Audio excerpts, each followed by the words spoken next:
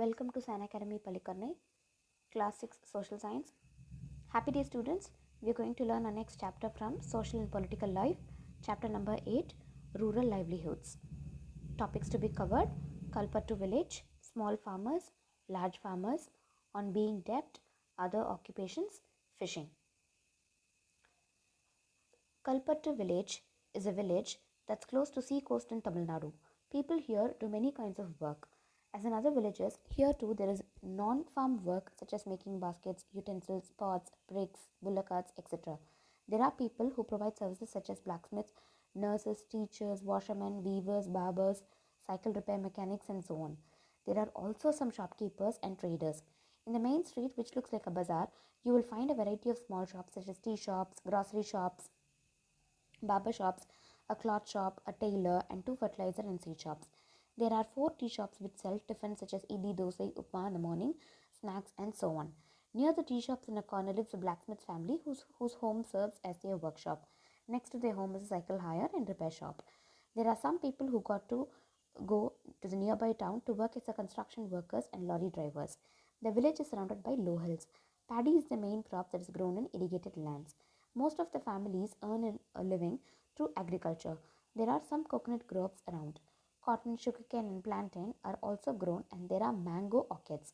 Let us now meet some people who work in the fields of Kalpattu and see what we can learn about farming from them.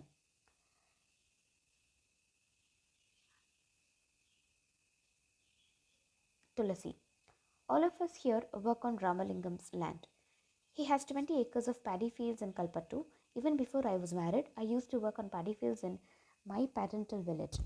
I work from 8:30 in the morning till 4:30 in the evening, and Karithamma, Ramalingam's wife, supervises us. This is one of the few times in the year that I find regular work.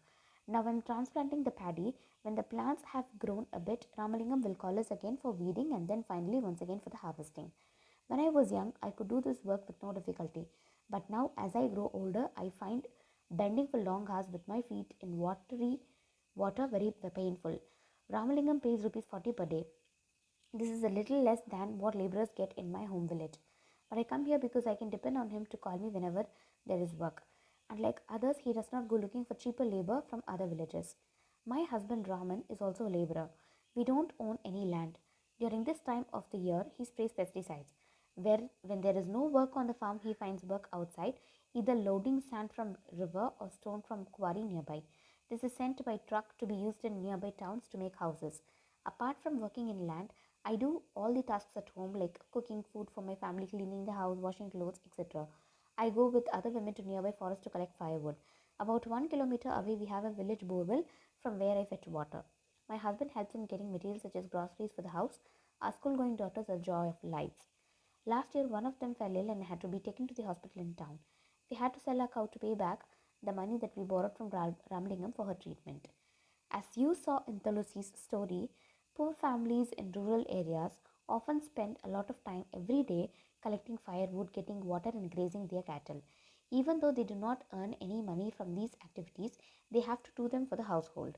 The family needs to spend time doing this as they are not able to survive on the little money they earn. Shaker, a small farmer. We have to carry this paddy to our house. My family has just finished harvesting our field. We don't own much land, only 2 acres.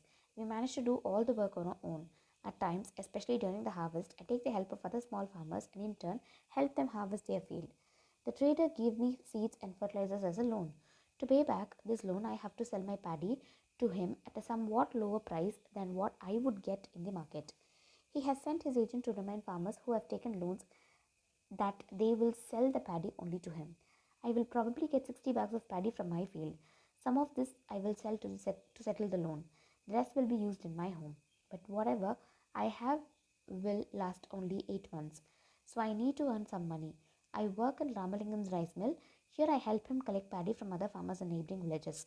We also have a hybrid cow whose milk we sell in the local milk cooperative. This way we get little extra money for our everyday needs. On being debt. As we have read above, very often farmers like Shaker need to borrow some money to purchase basic things like seeds, fertilizers, and pesticides. Often they borrow this money from money lenders. If the seeds are not of good quality or pests attack the crop, they can be a major crop failure. As you saw in Tulasi's story, poor families in rural areas often spend a lot of time every day collecting firewood, getting water, grazing cattle, and all that.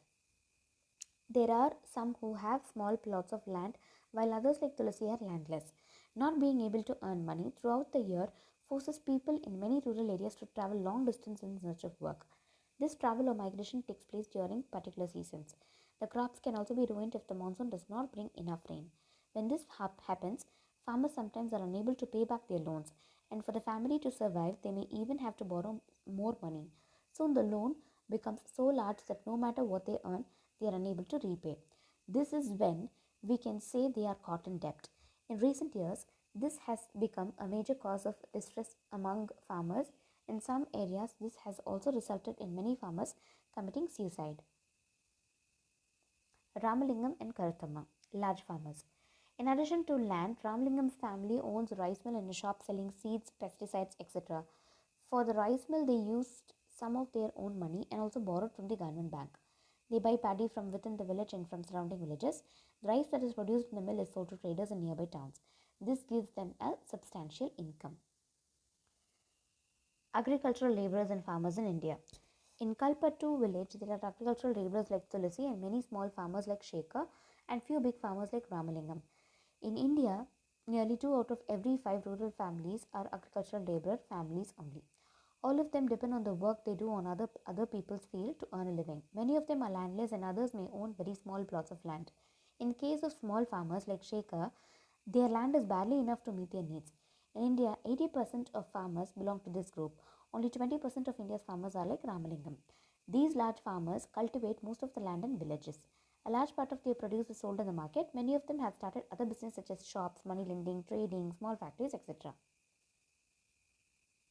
Other occupations in rural areas. We have looked at farming in Kalpatu. Apart from farming, many people in rural areas depend upon collecting from the forest. Animal husbandry, dairy produce, fishing, etc. For example, some villages in central India, both farming and collection from the forest are important source of livelihood. Collecting mahua, tendu leaves, honey to be sold to traders is an important source of additional income. Similarly, selling milk to village cooperative society or taking milk to the nearby town may be the main source of livelihood for some families. In the coastal areas, we find fishing villages. Let us move further to know about the lives of fishing family by reading about Aruna and Parivelan who live in Pudupet, a village close to Kalpattu. Aruna and Parivelan. Not very far from Kalpattu is the village of Pudupet. People here earn their living by fishing. Their houses are close to the sea and one finds rows of catamarans and nets lying around. In about 7 o'clock in the morning, where there is a lot of activity on the beach, this is the time when the catamarans return with their catch and women gather to buy and sell fish. These are the words of Aruna. My husband Parivelan, my brother and my brother-in-law returned very late. Today I was very worried. They go to the sea together in our catamaran. They said they were caught in a storm. I have kept aside some fish for the family. I, fisherwomen selling the catch at the local market, will auction the rest. The money I get from the auction will be divided into 4 shares, one each for one person who went for the fishing, and the fourth one is for the equipment. We have taken a loan from bank and purchased an engine which is fixed onto the catamaran. The women who buy fish here will carry them in baskets to be sold in nearby villages. Then there are others like traders who buy for the shops in the town. I will only finish this auction by noon. And at least 4 months during the monsoon, they cannot go to the sea because this is when the fish breed. During these months, we survive by borrowing from the traders. Because of this, later on, we are forced to sell the fish to the trader and cannot do our auction. Those lean months are the most difficult. Last year, we suffered a lot because of tsunami. Rural livelihoods. People in rural areas earn their living in various ways. Some work on farms, while others earn their living on non-farm activities. Working on farm involves operations such as preparing the land, sowing, weeding, harvesting of crops, etc. We depend on nature for the growth of these crops. Hence, life revolves around certain seasons. People are busy during sowing and harvesting and less so at other times. Rural people in different regions of the country grow different crops. However, we do find similarities in their life situations and in the problems that they face. How people are able to survive or earn will depend upon the land that they cultivate. Many depend on these lands or work as laborers. Most farmers grow crops both for their own requirements and also to sell in the market. For their survival, many families need to borrow money for their land, for their work, or when no work is available. There are some families in rural areas which thrive on large acres of lands, business, and other activities. However, most small farmers, agricultural laborers, fishing families, craftspersons in the village do not find enough work to keep them employed throughout the year. Thank you.